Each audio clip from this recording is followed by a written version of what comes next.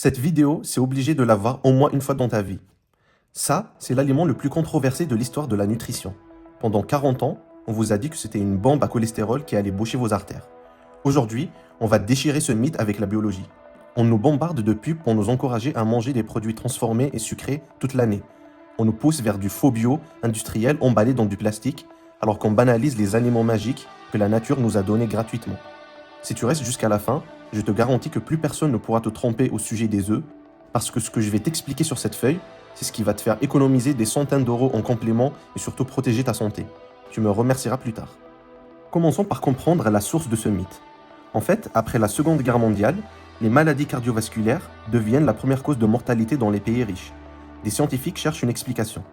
C'est là que le scientifique Ansel Keys mène une grande étude appelée Seven Countries Study, étude des 7 pays en français, dans le but de comprendre pourquoi certains pays ont plus de maladies cardiaques que d'autres. Il a observé les populations dans 7 pays et comparé l'alimentation, le cholestérol sanguin et les maladies cardiovasculaires. La conclusion de cette étude était « Les graisses et le cholestérol alimentaire causent les maladies cardiovasculaires ». Mais à cette époque, on ne distingue pas bien le cholestérol alimentaire, qu'on trouve dans les œufs, les abats et d'autres produits alimentaires, et le cholestérol sanguin, qu'on va expliquer en détail et simplement dans la suite de la vidéo, et tu verras à quel point c'est important.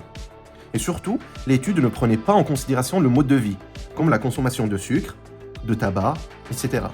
Donc on fait un raccourci et on interprète ça trop vite pour dire que les œufs, c'est riche en cholestérol, donc c'est dangereux. C'est là que les institutions médicales suivent cette logique, et l'œuf devient un aliment à éviter. Mais ce qu'on ne comprenait pas vraiment à cette époque, c'est le rôle du foie dans tout ça. On découvre que ce dernier, il fabrique du cholestérol naturellement. Pourquoi il le fabrique? C'est pour l'utiliser pour fabriquer des membranes cellulaires, produire des hormones comme la testostérone, le cortisol, fabriquer de la vitamine D, produire des acides nécessaires à la digestion. Donc le foie, il fabrique du cholestérol, il l'emballe en lipoprotéines et l'envoie dans le sang sous forme de LDL. Le LDL, dès qu'il trouve une cellule qui en a besoin, il se fixe sur le récepteur du LDL et la cellule récupère le cholestérol ainsi. Mais surtout, le point qui change tout, si tu manges du cholestérol, le foie en fabrique moins. Si tu en manges peu, le foie compense. Donc le système est autorégulé. Et concrètement, ça se passe ainsi.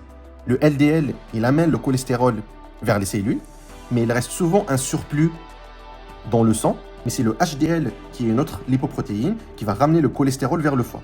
Mais à quel moment ça devient un problème alors? Parce que finalement, le problème n'est pas le cholestérol en soi. En d'autres termes, le cholestérol alimentaire, il influence peu le cholestérol sanguin chez la majorité des gens et le foie s'adapte fortement. Mais c'est quoi le problème? En fait, on dit souvent que le LDL est mauvais et le HDL est bon, mais le LDL devient problématique pas parce qu'il existe, mais parce qu'il reste trop longtemps dans le sang. Et ceci arrive quand le foie en produit trop. Donc le LDL est mal éliminé et s'infiltre dans les parois des vaisseaux sanguins, surtout quand ces derniers sont abîmés, ce qui pousse les cellules du système immunitaire à l'attaquer, ce qui crée une inflammation, une accumulation de déchets, et petit à petit, ça crée des plaques, donc l'athérosclérose. Mais la question logique à se poser à ce niveau-là, c'est qu'est-ce qui pousse le foie à produire plus de LDL? La réponse, c'est quand tu manges trop de calories, beaucoup de sucre, surtout le fructose, beaucoup d'alimentation ultra transformée, beaucoup de graisses saturées, le foie a trop d'énergie à gérer et il fait une réaction appelée lipogenèse. Donc il va transformer le sucre en graisse, plus précisément les triglycérides. Le foie doit exporter ces graisses et il ne peut pas tout stocker, donc il les met dans des particules appelées VLDL. Mais dans le sang, le VLDL il change et il perd les graisses progressivement. Le foie envoie des VLDL dans le sang, deviennent progressivement des IDL, puis des LDL, ce qui fait augmenter la quantité de LDL dans le sang. On a parlé précisément de graisses saturées, parce que les graisses saturées et insaturées, ils n'ont pas le même effet sur le foie, car ils modifient différemment la gestion du cholestérol et du LDL. En fait, les graisses saturées, comme le beurre, la charcuterie et certains fromages gras, ont tendance à diminuer l'efficacité des récepteurs LDL dans le foie, qui servent normalement à capter le LDL dans le sang. Quand ces récepteurs fonctionnent moins bien, le LDL est moins éliminé et reste plus longtemps en circulation, ce qui augmente son niveau sanguin. A l'inverse, les graisses insaturées, comme l'huile d'olive, les noix, les poissons gras ou les œufs, améliorent le fonctionnement de ces récepteurs et la fluidité des membranes des cellules du foie, ce qui facilite la capture et l'élimination du LDL, et donc moins de LDL dans le sang. Donc les saturés ont plutôt un effet de ralentissement du nettoyage du LDL, tandis que les insaturés ont un effet de meilleure élimination du LDL par le foie. Et quand on regarde la composition de l'œuf, on voit justement pourquoi son effet est différent. Il contient du cholestérol alimentaire, mais il n'apporte pas un excès d'énergie comme les aliments très riches en sucre ou en graisses saturées. Donc il ne stimule pas fortement la production de VLDL par le foie. En plus, quand on consomme des œufs, le foie ajuste naturellement sa production de cholestérol en la diminuant, ce qui permet de maintenir un équilibre global. Chez la majorité des personnes, cela n'entraîne donc pas d'augmentation significative du LDL sanguin et peut même accompagner d'une légère hausse du HDL et d'un profil lipidique global stable. C'est pour cela que l'œuf, malgré sa teneur en cholestérol, n'a pas le même impact négatif que les graisses saturées sur le métabolisme hépatique et cardiovasculaire. En plus de ça, un œuf contient plusieurs nutriments essentiels, chacun ayant un rôle précis dans le corps.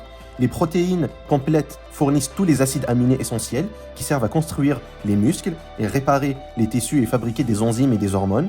Les lipides du jaune sont une source d'énergie et servent aussi à construire les membranes des cellules indispensables au fonctionnement de tout le corps.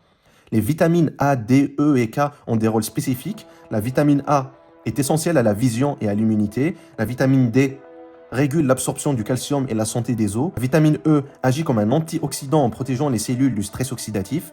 La vitamine K est importante pour la coagulation sanguine.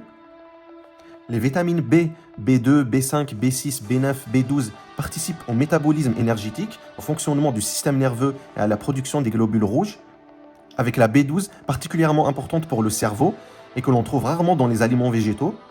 La choline, très abondante dans le jaune, est essentielle pour le cerveau, la mémoire et pour le foie.